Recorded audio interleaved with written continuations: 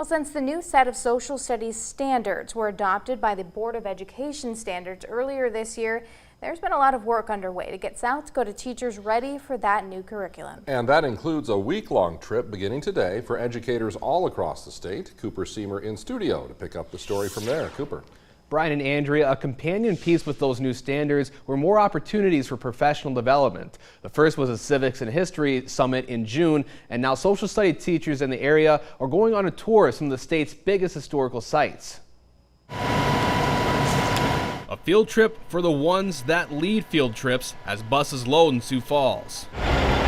Around 240 elementary and middle school educators will be taking a week-long trip split into two groups, East River and West River. Put on by the South Dakota Department of Education, the goal is to expose teachers to South Dakota's major historical sites that some in the group haven't seen before. I didn't grow up in Sioux Falls, so crazy enough that even though all these things are right here, many of them, yes, I will be seeing for the first time. As a part of the latest round of social studies standards passing, the trips are paid for with about $800,000 set aside for development events like this. State historian Ben Jones, who is also a proponent of the new social studies standards, says these tours are a way to help show the state's educators important places and in turn share them with their students. And even though you can have pictures of some place, when you've walked the distance, when you've seen the designs of things, when you feel the gavel that the Speaker of House may have had, that kind of stuff. It just makes it more real. Tracy Larson, a social studies teacher at Patrick Henry Middle School in Sioux Falls, echoes that statement.